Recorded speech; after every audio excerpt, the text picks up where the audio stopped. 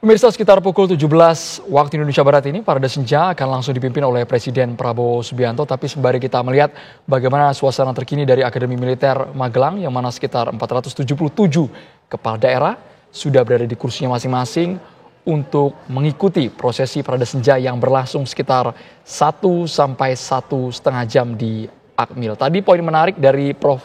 Siti Zuro adalah soal sinergi. Bagaimana agar program-program dari pusat ini, perpanjangan tangan di daerah terlaksana, tidak ada lagi yang bertolak belakang, Prof. Jalannya mulus seperti tol, bagaimana, Prof? Iya, memang ketika desentralisasi, kebijakan desentralisasi dan otonomi daerah itu dilaksanakan pertama kali setelah tumbangnya Orde Baru ya, tahun 2001, di bawah Undang-Undang Pemda 22 tahun 99, itu jelas sekali memulainya itu memang bukan dengan kerjasama antar daerah maupun antara daerah dengan pemerintah pusat. Jadi yang muncul itu justru banyak konflik-konflik gitu. Maka Undang-Undang Pemerintah Daerah direvisi menjadi nomor 34 tahun 2004 waktu itu, dengan memberikan asupan dimensi yang lebih kerjasama. Bagaimana kerjasama antar daerah dan antara daerah dengan pusat itu bisa betul-betul dilaksanakan dengan baik, sehingga pelaksanaan desentralisasi otonomi daerah itu mencapai tujuannya, yaitu untuk meningkatkan kualitas pelayanan publik, untuk mewujudkan good governance gitu ya, dan untuk meningkatkan daya saing daerah, terakhir adalah untuk mensejahterakan masyarakat.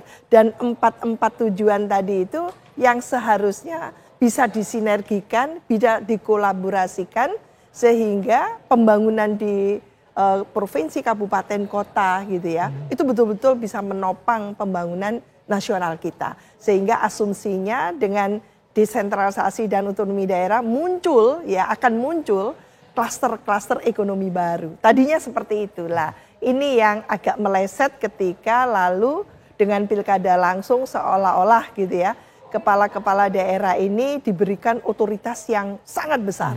Padahal ada urusan yang menjadi kewenangan, tidak ansih otoriti atau kewenangan, tapi urusan yang menjadi kewenangan daerah dalam konteks negara kesatuan Republik Indonesia. Jadi masih dalam konteks itu yang maka ketika itu tidak berlangsung atau terlaksana secara memadai dengan mempertimbangkan hubungan antar jenjang pemerintahan tadi itu, menginduk pada bagaimana blueprint dari pembangunan istilahnya green design, pembangunan nasional yang dikeluarkan oleh pemerintah pusat, maka yang terjadi memang masing-masing. Akhirnya kita tidak mencapai satu kesatuan yang utuh, kontinem dalam membangun Indonesia ini. Lah itu yang menjadi kesadaran, apakah demokrasi harus seperti ini kan gitu. Apakah pilkada langsung, pilpres langsung itu harus menghasilkan jalan masing-masing kan itu.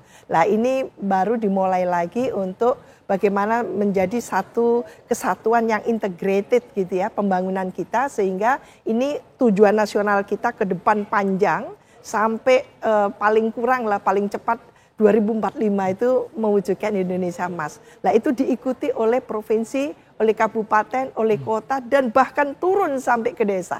Momen retreat 1 pekan ini, Prof, apakah bisa menyatukan satu nafas antara daerah dan pusat?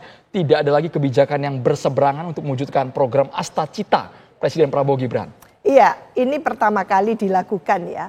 Jadi pertama kali diikhtiarkan oleh pemerintah nasional, pemerintahan baru, pimpinan Pak Prabowo ini, agar terjadi sinergi itu dan lalu diberikan semuanya dengan asupan substansi yang menghadirkan para pembicara-pembicara yang betul-betul kompeten, profesional di bidangnya, pakar di bidangnya, dan tidak sekedar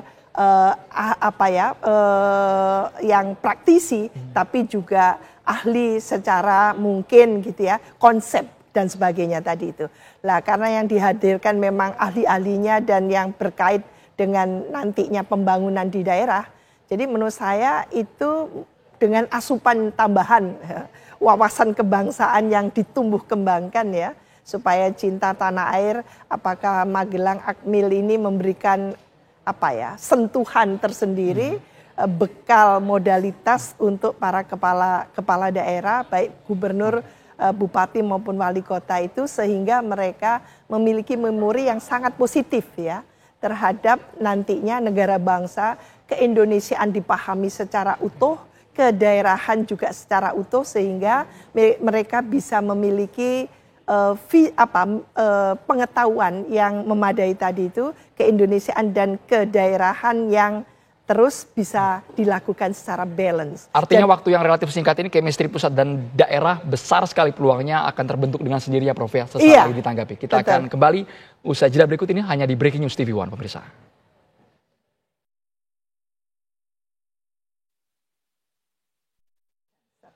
Prof, Siti Zuro, yang menarik bukan hanya Parade Senja yang kita nantikan bersama, tapi selama satu pekan ini Prof, kalau kita review Prof, pematerinya ada dari Menteri Koordinator, kemudian Wapres juga, semuanya poinnya sepertinya berbicara mengenai tata kelola pemerintahan yang baik, good governance.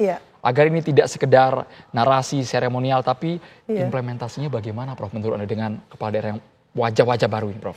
Iya, memang harus ada kaitan yang jelas ya. Jadi pilpres maupun pilkada itu tidak dilakukan di ruang kosong. Ini betul-betul pemilu pilkada yang harusnya berkorelasi positif terhadap tata kelola pemerintahan yang baik, kan gitu. Endingnya adalah menghasilkan kepala daerah dan wakil kepala daerah ya dalam konteks Magelang hari ini. Maka yang dihasilkan adalah pemimpin daerah. Pemimpin daerah ini mau apa? Ini kekhawatiran kita itu kan mengapa sejauh ini terjadi gitu ya OTT terhadap kepala daerah yang jumlahnya ratusan, 400 lebih. Selalu terulang. Ya, makanya apakah melalui penggeblengan, orientasi retreat gitu ya di Magelang ini akan bukan hanya mengurangi tapi betul-betul mengeliminasi kemungkinan adanya OTT yang akan berlangsung untuk para kepala daerah dan wakil kepala daerah. Kita harapkan seperti itu. Tidak hanya OTT ya, pelanggaran hukum atau kasus korupsi, tapi biasanya Mas Andro itu adalah pecah kongsi antara kepala daerah dan wakilnya. Pecah kongsi. Kita kan, terjadi, Prof. Kita di Jakarta ini pernah menyaksikan itu. Nah, maka itu pula yang kita harapkan nanti betul-betul mereka solid menjadi duit tunggal di masing-masing tingkatan pemerintahan untuk mendedikasikan diri membangun. Jadi kalau jangan sampai pecah kongsi Prof ya. Tapi Prof, izin Prof ditahan dulu Prof. Kita ajak pemirsa kembali ke Akademi Militer Magelang. Sudah ada rekan kami, Haidar Faisal. Apakah sesaat lagi Parade Senja segera dimulai? Haidar Faisal. Ya, baik Andre dan juga pemirsa, kami dapat informasikan ini langsung dari lapangan Pancasila Akademi Militer Magelang, Jawa Tengah, bahwa memang sepertinya sebentar lagi Parade Senja ini akan segera dimulai. Sebetulnya Andro dan juga pemirsa, kalau misalkan kita berkaca pada rundown yang kita dapat, Parade Senja seharusnya sudah dimulai pada pukul 17 waktu Indonesia Barat. Namun hingga sampai saat ini terhitung sudah 17:23 menit.